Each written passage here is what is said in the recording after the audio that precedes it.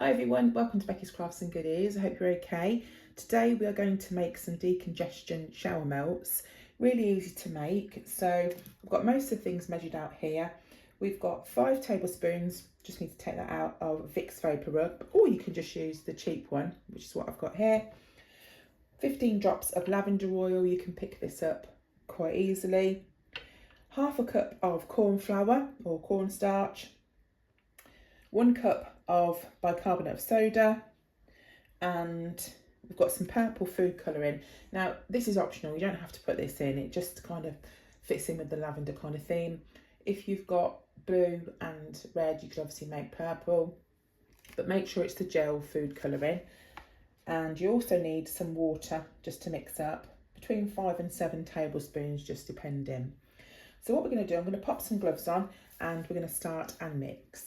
Okay, so to start off, we're going to put the cornflour and the bicarbonate of soda into the bowl first. Now this was actually shared on my social media by a friend of mine called Helen. The recipe came from a website, and that is called Kitchen Fun with My 3 Sons. So if you fancy checking that out as well, then you can do. So putting that in first, and then we're going to put 5 tablespoons of the Vapour Rub. Right, once that's in, we're going to mix it all up together. So I'm glad I've got my gloves on for this part.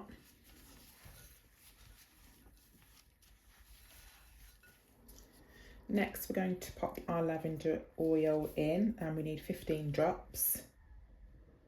And also, we're going to pop our food colouring in. If you wanted to, you could use a different oil, maybe eucalyptus or something else, but we're doing lavender ones and with purple food colouring. So just be cautious when adding the food colouring. You can always add a little bit more if you haven't put quite enough in. Give it a good mix round, and you want like a paste consistency with it. I think I may have put too much, slightly too much, and been too generous with my Vapour Rub, so I didn't really need any water. But I think if you measure the spoon properly, unlike me, then you probably need a little bit of water adding to it. But be quite careful when you add the water, because if you add too much water, you might activate some of the ingredients. That's already there. So the next stage, we're going to put it into a tin.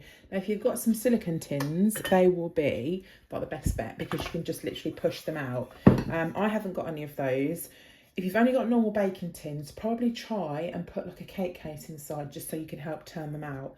These have got a loose bottom, so they should be fine.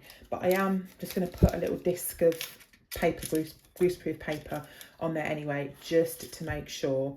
So all I'm going to do with this amount of mixture is split it up into 6 little melts.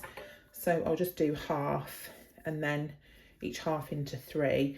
You can obviously make them bigger or smaller, depending on, you know, what you want. And then we'll just sort of poke them and mould them sort of in to the mould.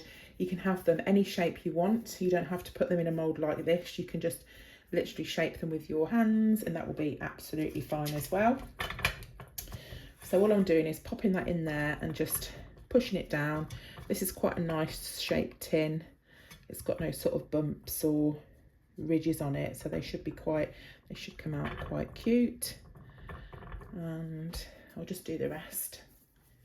Right, so that's them all packed in there, and me being me, I thought, do you know what, they look really nice with maybe some flowers just sprinkled on the top. Obviously, again, this is completely optional. I've just literally, I haven't got any lavender, which would have been perfect, but I just found these little dried flowers in my stash. So I'm going to put a few on the top and just really lightly sort of push them in. I just thought they'd look quite nice. Then what we've got to do is to pop the tray and put them all into the freezer. Now you can leave them out if you wanted to, like if you didn't want to put them in the freezer, you could leave them out overnight, but they take about 2 hours in the freezer. So I'll finish doing this and pop them in the freezer, and I'll be back with you when they are done. I've got them out of the freezer, and because this is like a push bottom tin, they should just push straight up like that. And I really like the fact that the tin is straight down the side, So I'm just going to put my finger in. I maybe didn't need this here, but I wanted to kind of like doubly make sure I could get them out. I'm just going to take off the bit of baking paper on the bottom, and that is your little shower melt. So I'll take the rest of them out. Storing wise, keep them away from moisture, because obviously when it gets near water, that's when the fizz will happen. So keep them in like an airtight container. You could keep them in the freezer as well if you wanted to, in a Ziploc bag or something. So I'll just take all of these out and then I'll show you them when we're finished.